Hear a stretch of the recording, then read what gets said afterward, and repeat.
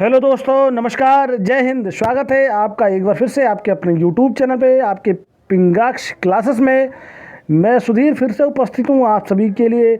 आज का जो हमारा चैप्टर है, जो सेशन है, वो स्टैटिक जीके का है, जनरल नॉलेज का है। प्रश्न बहुत ही शानदार हैं। फौज में जाना चाहते हैं, फौज में भर्ती होना चाहते हैं तो ये सेशन ज़रूर देखेंगे। बहुत ही बढ़िया प्रश्न है, बहुत ही 15 प्रश्नों का ये सेट बहुत ही शानदार सेशन होगा। तो दोस्तों, आपसे रिक्वेस्ट करूंगा, चैनल पे पहली बार है तो चैनल को सब्सक्राइब कर लीजिएगा, बेल आइकन को प्रेस कर दीजिएगा और आप एक प्लस शेयर जरूर करिएगा। यानी आप अपने किसी भी एक फौजी भाई को जो आर्मी में जाना चाहते हैं उनको शेयर जरूर कीजिएगा। तो चलिए स्टार्ट करते हैं आज का ये session. Static GK for army aspirants, यानी फौजी भाइयों के लिए स्टैटिक जीके का ये सेशन। पहला प्रश्न, संयुक्त राष्ट्र सुरक्षा परिषद के 5 अस्थायी सदस्य हैं। ऑप्शन देखिए, ए चीन, जर्मनी, रूस, ब्रिटेन और यूएसए। ऑप्शन बी चीन, जर्मनी, यूएसए, ब्रिटेन और कनाडा। ऑप्शन सी चीन, फ्रांस, रूस, ब्रिटेन और यूएसए।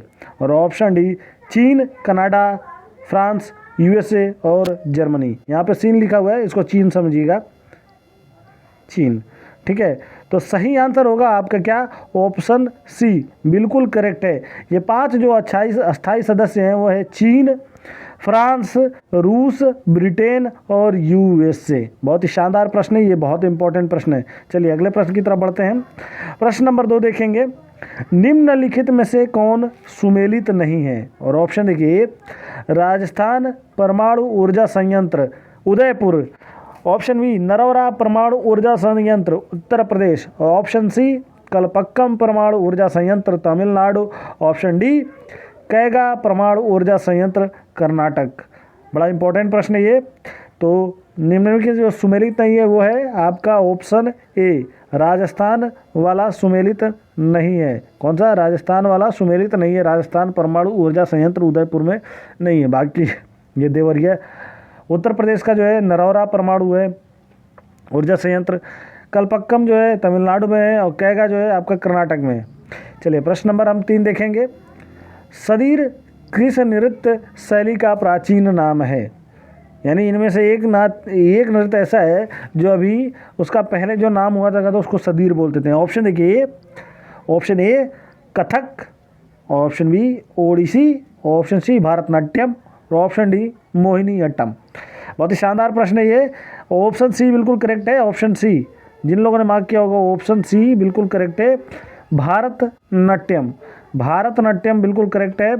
इसका पहले जो नाम था उसको सदीर कहा जाता था, अब इसको भारतनाट्यम बोला जाता है। चलिए प्रश्न नंबर 4 देखिए। प्रश्न नंबर 4, माउंट एवरेस्ट को 2 बार फतह करने वाली पहली महिला कौन है? माउंट एवरेस्ट को 2 बार फतह करने वाली पहली महिला कौन है? और ऑप्शन देखिए, संतोष यादव, बी सुमा सिरूर, सी सूरजलता देवी और डी ज्योति रंधावा। तो सही आंसर क्या है आपका? ऑप्शन ए बिल्कुल करेक्ट है, संतोष यादव माउंट एवरेस्ट को 2 बार फतह करने वाली पहली महिला है। 2 टाइम्स, 2 बार। चलिए प्रश्न नंबर 5 देखिए। क्वांटो मैदान किस देश में है? क्वांटो मैदान किस देश में है? ऑप्शन ए चीन, option B Cambodia, option C New Zealand और ऑप्शन डी जापान। तो सही आंसर क्या है दोस्तों? सही आंसर है आपका जापान। ये जापान में स्थित है क्वांटो मैदान। कौन सा? क्वांटो मैदान। चलिए प्रश्न नंबर हम देखेंगे 6। ये रहा स्क्रीन पे। निम्नलिखित में से कौन सा कथन असत्य है? ऑप्शन ए, सतह से हवा में मार करने वाली आकाश मिसाइलों के एयरफोर्स संस्करण का उड़ीसा के चांदीपुर के निकट एकीकृत परीक्षण रेंज से सफल परीक्षण किया। ऑप्शन बी, आकाश मिसाइल 25 किमी तक मार सकती है तथा यह 60 किलोग्राम तक की युद्धक सामग्री ले जाने में सक्षम है। यानी 25 किलोमीटर दूर तक ये वार कर सकता है और 60 किलोग्राम तक की युद्धक सामग्री अपने साथ ये ले जा सकता है। ऑप्शन सी देखिए, आकाश का सैन्य संस्करण वर्ष 2008 से ही सेना में शामिल है। और ऑप्शन डी, उपरोक्त में से कोई नहीं। तो सही आंसर है आपका ऑप्शन डी, उपरोक्त में से कोई नहीं। ये सारे आंसर जो है सही नहीं है। चलिए प्रश्न नंबर हम चलते हैं 7वां। प्रश्न नंबर 7वां देखेंगे आपकी स्क्रीन पे। सही सुमेलित नहीं है, यानी इसमें से कोई एक है जो गलत है, बताइए। ऑप्शन ए देखिए, 29 दिसंबर अंतर्राष्ट्रीय शिक्षा दिवस, 24 दिसंबर राष्ट्रीय उपभोक्ता अधिकार दिवस, 23 दिसंबर किसान दिवस और 18 दिसंबर अंतर्राष्ट्रीय प्रवासी दिवस। तो सही आंसर क्या है? सही आंसर है आपका ऑप्शन ए, 29 दिसंबर अंतर्राष्ट्रीय शिक्षा दिवस। ये नहीं है जो है, बाकी ये सारे सही हैं आपके। 23 दिसंबर को किसान दिवस, 24 दिसंबर को राष्ट्रीय उपभोक्ता अधिकार दिवस और 18 दिसंबर को अंतर्राष्ट्रीय प्रवासी दिवस। चलिए लाइक कर दीजिएगा दोस्तों, पसंद आ रहा हो तो लाइक कर दीजिएगा, कमेंट कर दीजिएगा। चलिए प्रश्न नंबर 6 देखिए, 8 देखिए, रेणुका झील स्थित है, कहाँ पे स्थित है बताइए। ऑप्शन ए हिमाचल प्रदेश में, ऑप्शन बी असम में, ऑप्शन सी उत्तराखंड में और ऑप्शन डी राजस्थान में। बहुत ही इंपॉर्टेंट प्रश्न है, रेणुका झील कहाँ स्थित है बताएं। ऑप्शन ए बिल्कुल करेक्ट है, हिमाचल प्रदेश में है रेणुका झील। चलिए अगले प्रश्न की तरफ बढ़ते हैं, और प्रश्न नंबर 9 ये रहा आपकी स्क्रीन पे। गुट निरपेक्ष आंदोलन की स्थापना में शामिल नेता थे।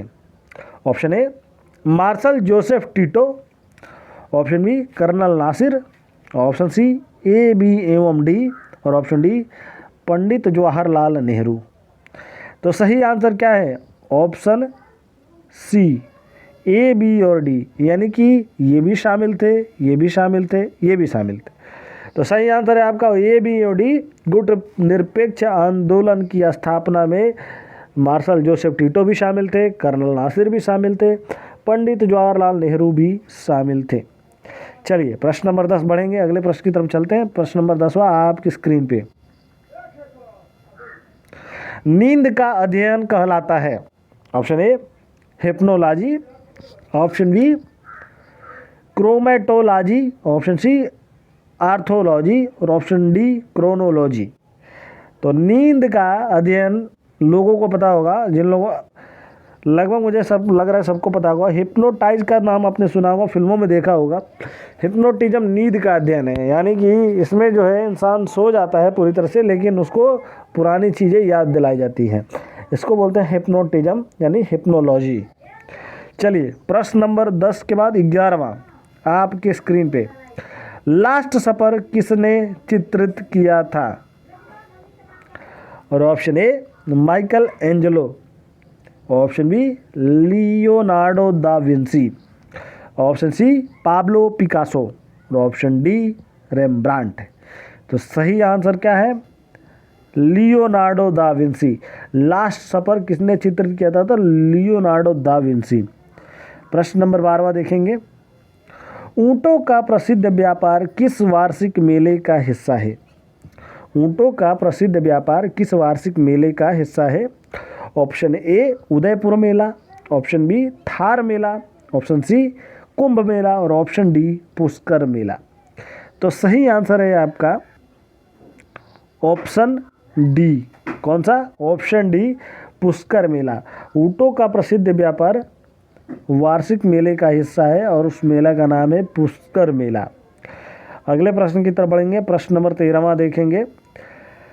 स्वतंत्रता की प्रतिमा स्टैचू ऑफ लिबर्टी कहाँ स्थित है? स्वतंत्रता की प्रतिमा स्टैचू ऑफ लिबर्टी कहाँ स्थित है? ये बहुत ही इंपॉर्टेंट क्वेश्चन है, वेरी इंपॉर्टेंट क्वेश्चन, इसलिए मैंने यहाँ VQ लिख दिया है। ऑप्शन देखिए, ए पेरिस में, बी वाशिंगटन में, सी जिनेवा में और डी न्यूयॉर्क में। मुझे लगता है सबको याद होगा, फटाफट कमेंट बॉक्स में आंसर दे दीजिए। डी ऑप्शन बिल्कुल करेक्ट है, न्यूयॉर्क में। न्यूयॉर्क में स्थित है क्या? स्टैचू ऑफ लिबर्टी यानी स्वतंत्रता की प्रतिमा। प्रश्न नंबर 14वां आपकी स्क्रीन पे। जापान की राष्ट्रीय पोशाक कौन सी है? ऑप्शन ए चादर, ऑप्शन बी लंगा, ऑप्शन सी सरोंग और ऑप्शन डी कीमोनो। तो सही आंसर है आपका ऑप्शन डी कीमोनो। जापान की राष्ट्रीय पोशाक क्या है? तो ऑप्शन डी कीमोनो। राष्ट्रीय पोशाक उसको कीमोनो को बोलते हैं। चलिए प्रश्न नंबर 15, आज के दिन का आखिरी प्रश्न आपकी स्क्रीन पे। विश्व में जीसस क्राइस्ट की सबसे बड़ी मूर्ति कहाँ है? पूरे विश्व में बताइए सबसे बड़ी मूर्ति कहाँ पे है जीसस क्राइस्ट की। ऑप्शन देखिए, ब्राज़ील में, बी मैक्सिको, सी इटली और डी पेरू। तो सही आंसर क्या रहेगा आपका? Option A. ऑप्शन ए बिल्कुल करेक्ट है। ब्राज़ील में जीसस क्राइस्ट की सबसे बड़ी मूर्ति है। कौन सी? सबसे बड़ी मूर्ति। इसी के साथ ये आज का सेशन समाप्त होगा। मैं मिलता हूँ आपसे एक नए वीडियो में, एक नए सेशन में। तब तक के लिए धन्यवाद। शुभ दिन। जय हिंद।